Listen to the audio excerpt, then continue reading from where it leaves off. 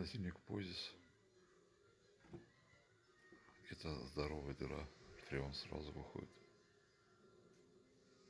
Будем искать. Устранять, заправлять.